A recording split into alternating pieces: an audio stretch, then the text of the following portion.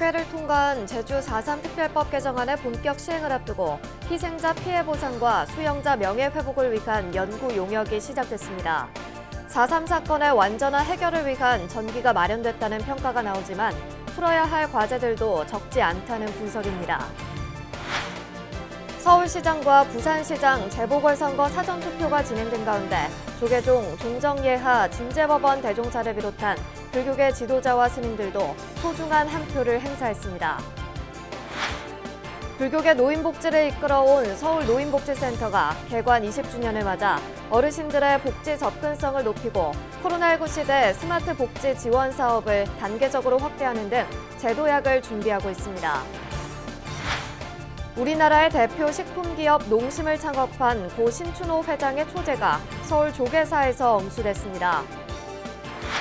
한국방송협회가 정기총회를 열고 지상파 방송 중심으로 우리나라 미디어 콘텐츠 산업이 재편될 수 있도록 심층적인 논의와 조사를 통해 미디어 정책 총서를 만들어 나가기로 했습니다.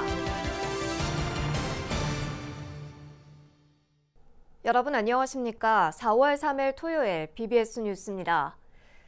국회를 통과한 제주 4.3 특별법 전부 개정 법률의 본격 시행을 앞두고 희생자 피해 보상과 수영자 명예회복을 위한 연구 용역이 시작됐습니다. 4.3 사건의 완전한 해결을 위한 전기가 마련됐다는 평가가 나오는 가운데 풀어야 할 과제들도 적지 않아 보입니다.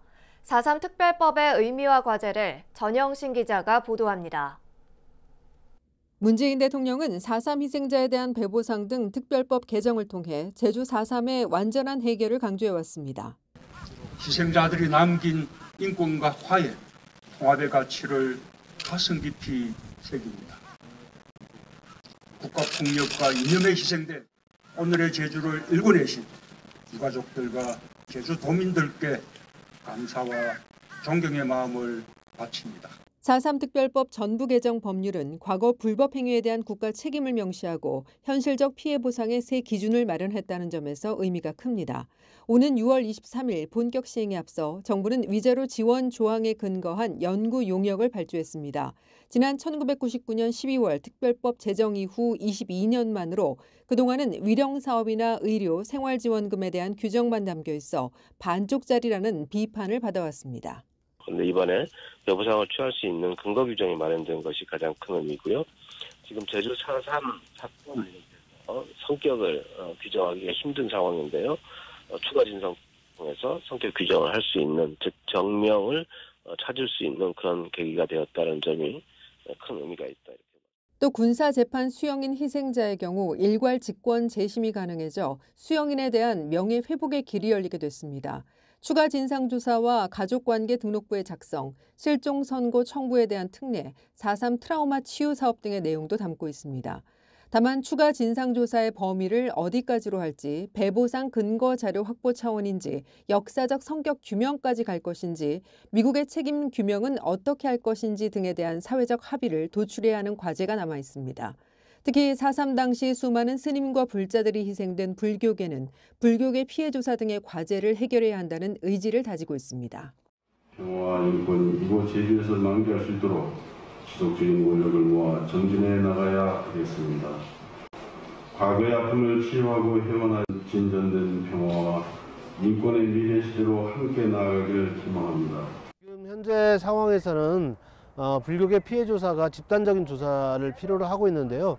그렇지만 종교시설의 피해에 대해서도 국가가 책임 있게 접근하는 모습 보여야 할.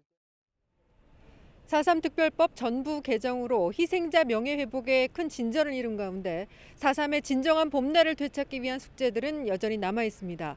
청와대에서 BBS 뉴스 전영신입니다.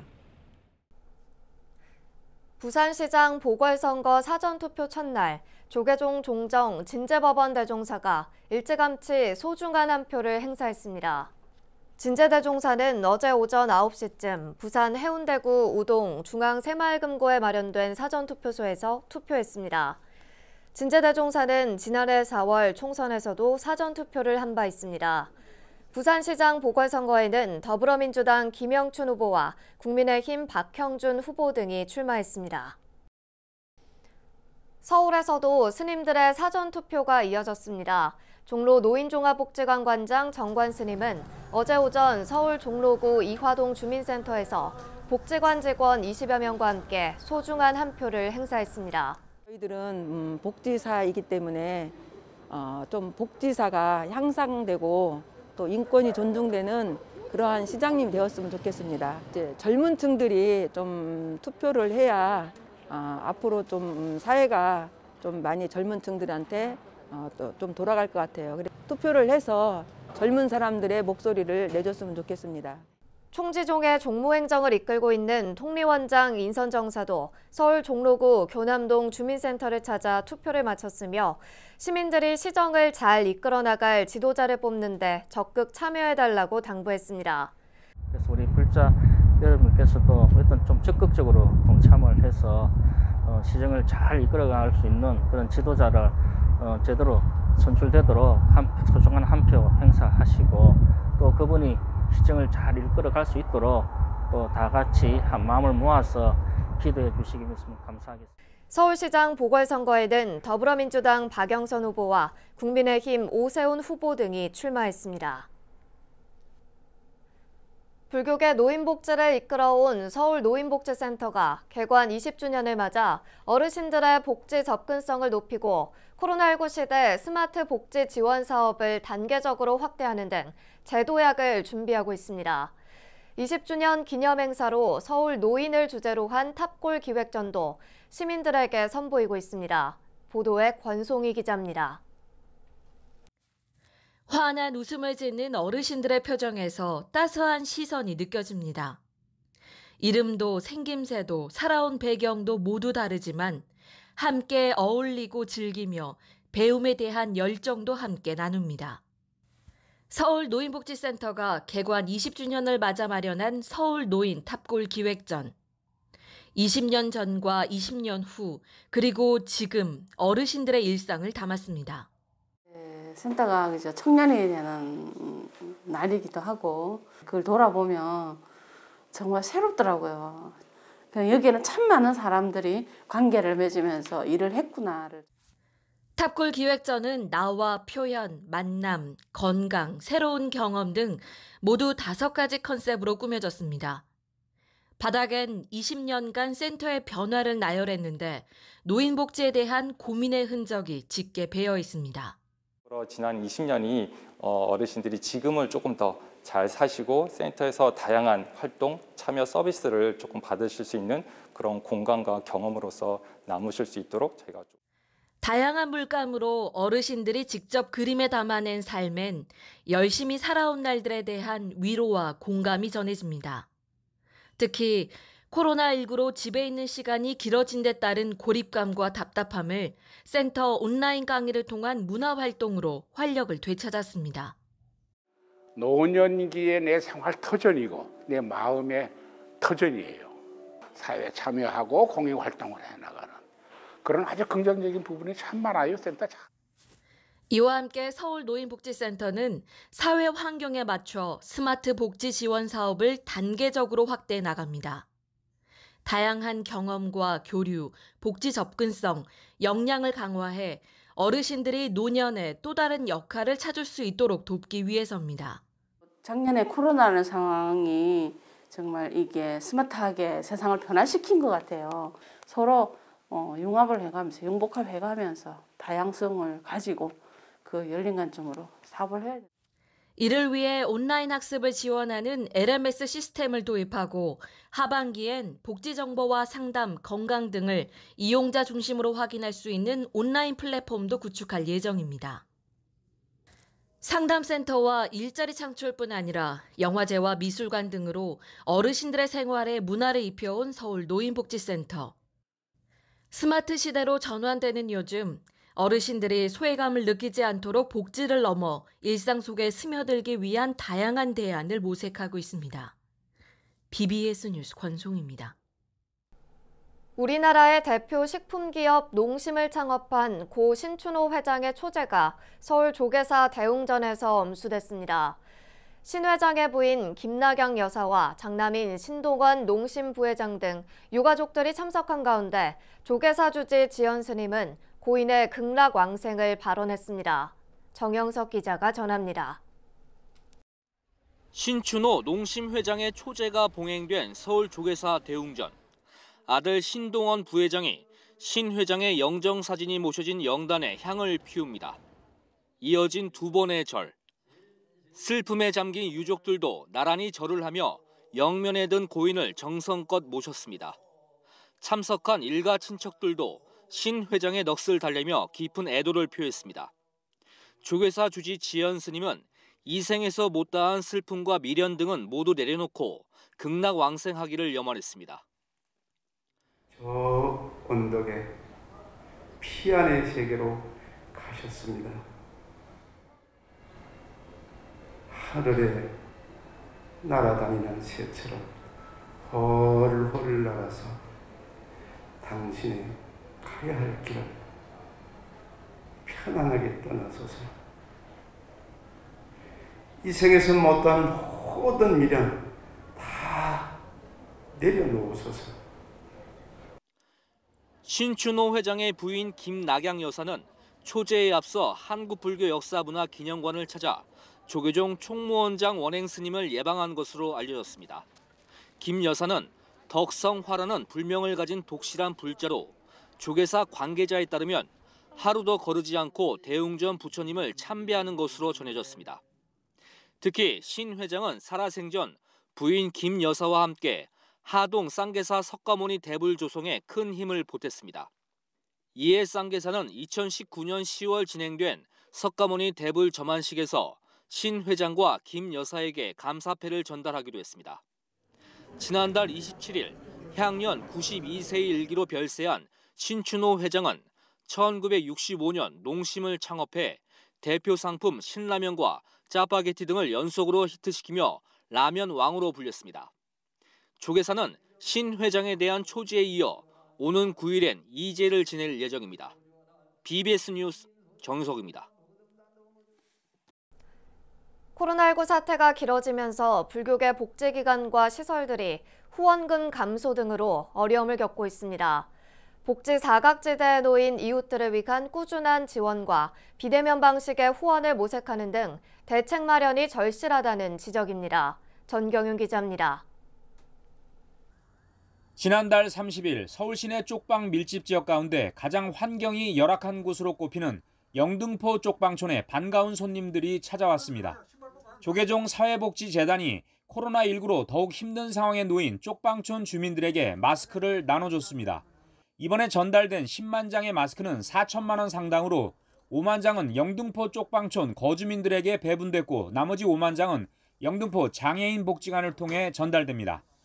독거 어르신들이 정말 너무 힘들게 사세요. 솔직히 마스크 같은 것도 한 번 쓰는 게 아니라 며칠씩 써야 되는 그런 상황이고. 이처럼 코로나19 사태의 장기화로 쪽방촌 주민 등 복지와 방역의 사각지대에 놓인 취약계층을 돕기 위한 자비 나눔의 손길이 꾸준히 이어지고 있습니다.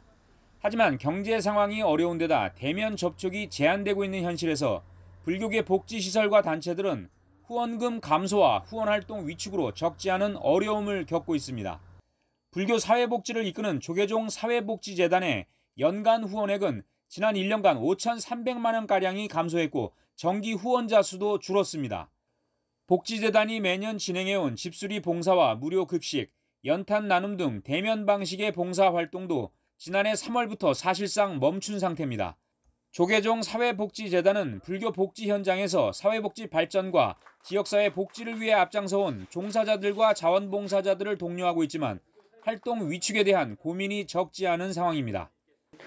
교역직 스님이나 우리 일반 시설장, 어린이 원장 선생님, 과장님들 모든 분들 아마 이 희상이 여러분들이 고생하시고 여러분들이 사회복지 현장에서 한 거면 100분의 1도 안 되겠지만은 불교계를 대표하는 장기기증 희망등록단체인 사단법인 생명나눔실천본부도 활동에 제약을 받으면서 후원금과 후원자 수가 줄어들고 장기기증 희망등록 신청자 수도 1년 전보다 절반 수준에 못 미치고 있습니다. 불교 복지 활동의 위축으로 피해를 보고 있는 취약계층을 돌보기 위한 나눔의 일상화, 그리고 비대면 방식의 후원활동 모색 등이 필요하다는 목소리가 커지고 있습니다. BBS 뉴스 정경윤입니다. 한국방송협회는 지상파 방송 중심으로 우리나라 미디어 콘텐츠 산업이 재편될 수 있도록 심층적인 논의와 조사를 통해 미디어 정책 총서를 만들어 나가기로 했습니다. 한국방송협회는 어제 서울 여의도 63빌딩에서 올해 한국방송협회 정기총회를 열어 이 같은 내용의 활동 방향을 제시했습니다. 우리나라 미디어 콘텐츠 산업과 생태계의 중심으로 지상파가 일어설 수 있는 정책을 개발하고 공약으로 채택될 수 있도록 노력해야 합니다. 광고 편성 규제 없이 활개를 치고 있는 해외 OTT들에 맞서야 합니다. 죽어가는 지역 방송을 살려내야 합니다. 책임만 묻고 지원은 배제되는 라디오 방송을 진흥시켜야 합니다. 방송협회는 또 지난해 결산안을 승인하고 37억 2,200만 원 규모의 올해 예산안을 심의 의결했습니다. 어제 정기총회에는 박성재 MBC 사장 등 방송협회 회장단과 이선재 BBS 불교방송 사장 등 방송협회 이사를 포함해 30여 개 지상파 방송사 대표들이 참석했습니다. 문재인 정부 들어 가야사 연구와 복원 사업이 활발히 진행되고 있는 가운데 경남 김해시에서 가야 불교의 전승을 밝힐 수 있는 단서가 될 절터가 발굴됐습니다. 불모산 용지봉 아래에 위치한 김해 대청동 사진인데요. 통일 신라시대 절터로 확인되면서 인도를 통한 남방불교 전래 가능성이 주목받고 있습니다. 발굴 현장을 부산 BBS 박영록 기자가 취재했습니다. 김해 장유사 경내에 있는 장유화상 사리탑입니다. 이곳에서 동남쪽 아래로 대청 계곡 초입까지 1.4km 떨어진 대청동 사지에 대한 첫 학술 발굴 조사가 완료됐습니다. 결과는 통일신라시대에서 고려시대, 조선시대에 해당하는 유구가 17기 확인됐습니다. 또한 통일신라시대에 이단 축대를 쌓아 대지를 마련한 곳에 여러 정각들을 조성했을 것으로 추정됩니다. 신제 주세붕의 장유사 중천기에는 신라 애장왕 때 지었다 이렇게 또 기록이 나옵니다. 이번에 발굴 조사를 통해 보니 신라 시대의 유물이 나와서 신제 주세붕이 얘기한 장유사의 최초 창건이 신라 시대일 가능성이 많다라는 그 기록과 부합되는 아주 의미 있는 그런 발굴 조사라고 생각이 됩니다.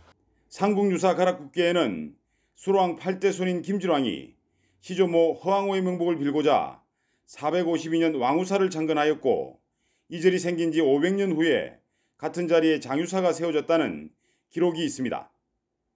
통일신라시대 절토로 확인된 대청동 사지가 삼국유사 속 장유사라면 왕우사뿐만 아니라 허왕호와 장유화상을 통한 인도의 가야불교 전례를 입증할 중요한 유적이 됩니다.